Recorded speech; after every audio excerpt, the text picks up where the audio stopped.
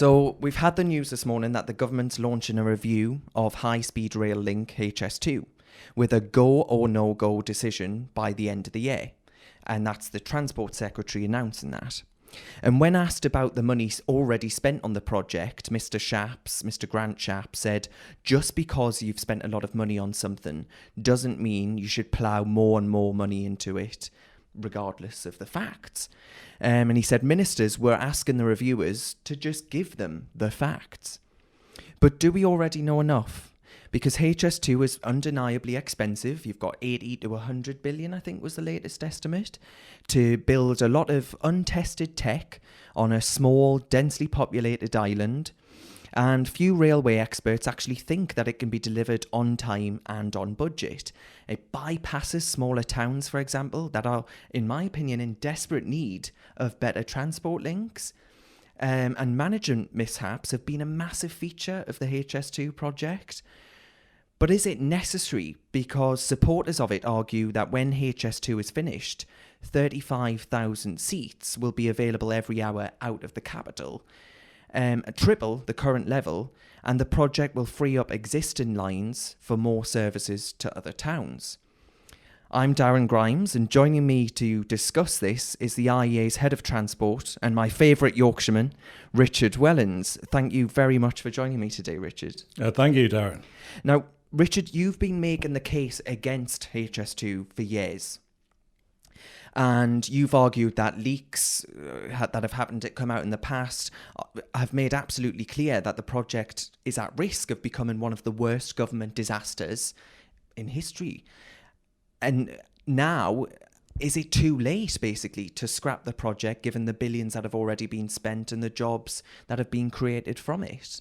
Well, not at all. I mean, as the Transport Secretary said, just because you've spent a few billion on HS2 doesn't mean to say that spending another, say, 80, 90 or 100 billion wouldn't be a complete waste of money. And of course, there's the opportunity cost issue. Is that the best way to spend that additional 80 or 90 billion? Almost certainly not. There are far better schemes that would deliver far better value for money.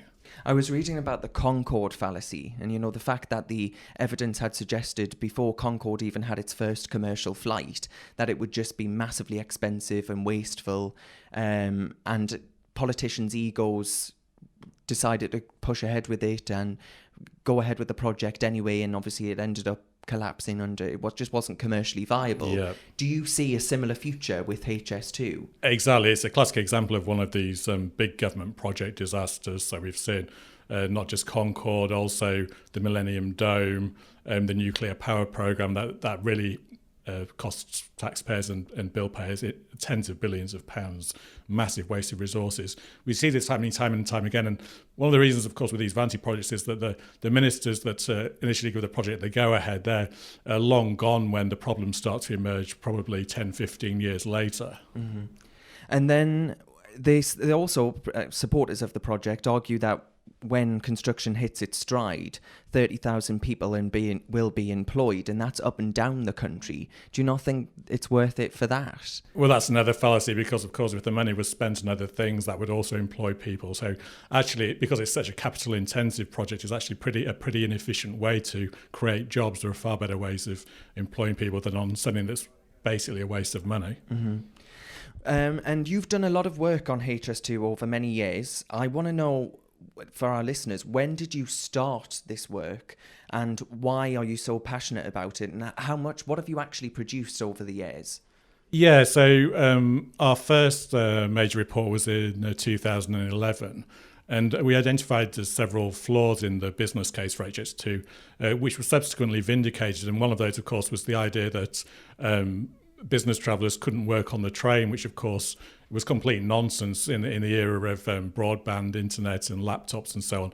And many people subsequently, of course, pointed out that often people get more work done on the train than they do in the office, where they're constantly being disturbed by other staff members. So eventually the Department for Transport came round to this idea and did factor this in. But it just showed, this sort of cavalier attitude to spending this amount of taxpayers' money without even getting these basics right. Mm. And what else? What else have you done? Then in 2013, we looked at why HS2 was actually happening. We looked at the political economy of the project and how special interests were driving it forward. So you had this lobbying campaign that was being bankrolled, particularly by the high-speed train manufacturers themselves. So the contract for the trains is likely to be around 7 or 8 billion. So there are huge profits to be made. And of course, the northern councils as well, they were sort of a bit later in the game, but they see HS2 as a way of getting their own vanity projects funded from central government. So things like tram schemes to link to the HS2 stations, and also the regeneration around those stations. Because that is, again, supporters of HS2 do argue that it has support from these councils, and therefore, it's popular with local people. But that's not true, is it? It's not. It's very much a sort of top-down project. So if you look at the opinion polls, then HS2's deeply unpopular with the public, with low levels of support. And that's true across the whole country. And if anything, it's more unpopular in the north of England than it is in London, which speaks volumes, really. Mm-hmm, absolutely. So what do you say to the argument then that we need HS2 to boost capacity? Well, it's been shown through various studies that there are far cheaper ways to increase capacity. Firstly, if you wanted to increase capacity on the rail network, then the worst overcrowding isn't actually on the route out of Euston. That's one of the least overcrowded routes out of London, so it doesn't make sense from a purely logical point of view. But if you are concerned particularly about the West Coast Main Line, then there are much cheaper ways of increasing capacity on it. And the studies that have investigated that have shown that an alternative project would have roughly 3 times better value for money than HS2. So things like longer trains, more sophisticated signalling, remodelling the junctions and so on. And if necessary, obviously, the obvious thing for a free market perspective is to start having more flexible pricing and cut some of the subsidies that are bankrolling the rail network.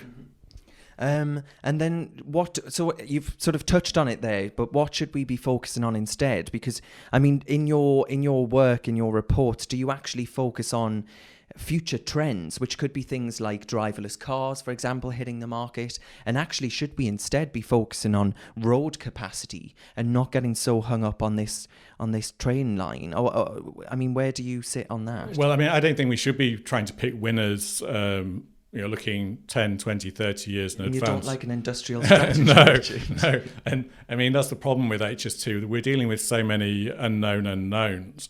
So we don't know what the impact of driverless cars is going to be. Already, lots of business travellers have shifted to video conferencing for routine meetings. So, for example, legal tribunals, that kind of thing can now be done through video conferencing. And really, the time savings for business travellers, that's absolutely crucial to HS2's business case. So if that's eliminated, then it really is in deep trouble, and you're not going to get the fare revenues either to try and defray the cost that taxpayers are facing. Mm-hmm. And then you've wrote about the evidence from other countries that suggests that high-speed rail schemes can drain economic activity from the regions to the capital city. And surely a lot of arguments in favour of HS2 say that connecting the rest of these places to London should be the priority to boost the economic well-being, I guess, of people that live in those areas. But actually, shouldn't we be focusing instead on connecting areas in the north instead of trying to drive people to London? Well, yeah, there is evidence in other countries that high-speed rail has tended to concentrate economic activity in the capital. And we also have other examples. For example, Doncaster, which is only 90 minutes by rail along the East Coast Main Line from London, and it's had a fast rail link for decades now. And yet it's still one of the poorest urban areas in the whole of the UK. Mm-hmm. So simply having good transport links often isn't enough to regenerate areas. You often end up just wasting the money. As you said, if you do want to have these wider economic benefits, then smaller scale local transport's far better, because it's all about deepening the labour markets. So let's be honest, it's still going to be, for your average person, they're not going to want to commute to London from Manchester on HS2 when the door-to-door travel time is going to be at least 2 hours in reality. So if you can deepen labour markets by improving local transport, then that makes a lot more sense. Absolutely. And those billions, you say, must be redirected to investments with higher returns, such as building bypasses around bottlenecks on the road network, And you say HS2 will absorb a large chunk of transport investment for over many years. Yeah. And misallocating resources on a vast scale, because it's all been poured into this HS2 bottomless pit. I mean, obviously, in an ideal world, we wouldn't even be discussing this, because the private investors would be determining which roads and Isn't railways. that telling in itself that there isn't much private investment in HS2? Well, exactly. It does speak to the relatively poor value for money compared to, say, Heathrow expansion, which will be largely privately funded. But nonetheless, if we're putting our sort of Soviet central planner's hat on, then obviously it makes sense to, given scarce resources, to give government funding to those transport schemes that are good value for money and to reject those that are poor value for money. But what we actually saw a few years ago was that George Osborne was shelving or cancelling high-value road schemes, but going ahead with HS2 Phase 1, which is very poor value for money. So just the economic logic wasn't there, and even a Soviet planner would have understood that. So it's entirely political then, isn't it? They just don't want to... The person that pulls the plug and ends up being the one who their opponents could argue have wasted billions of pounds on a project that was already started and not saw it through, when actually we would argue that HS2 is an expensive to me, what I find really objectionable about it is that it's basically going to be a rich man's toy that many people will just not be able to afford to use. And I find that pretty objectionable, especially when the idea is boosting capacity. If there's a market demand for that, fine, but the lack of private investment suggests that there won't be much of a demand for it. Well, I mean, there can be wider benefits that can't be factored into a commercial decision, but nonetheless it is indicative. But as you say, this is the problem with rail subsidies more generally. So the typical rail passenger has a much higher income than average. I mean, obviously the London stockbroker belt is the core market, for example, but this is also true into city routes as well. And also, when you talk about business travellers, an important point is that a lot of these people going up and down to Manchester and Liverpool and so on are going to be public sector bureaucrats, people working for the BBC, HMRC or whatever. And given, unfortunately, the structure of the economies up there.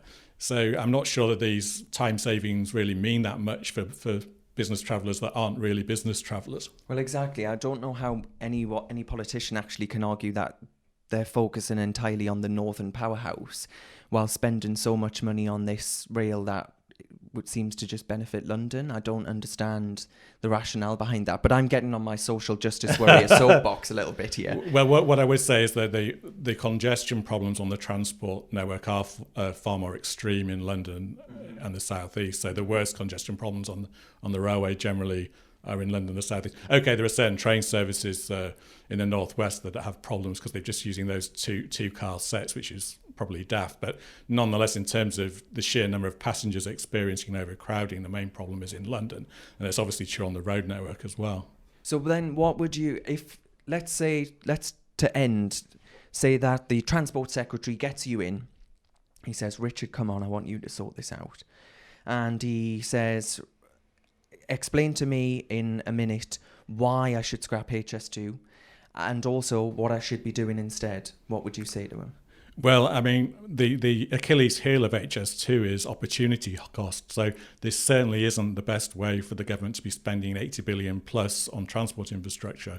So if you wanted to increase capacity, you would invest elsewhere.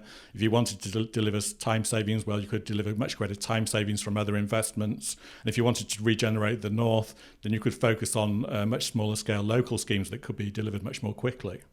Beautifully put, Richard. Let's hope he gets you on the phone. Hopefully. Thank you very much.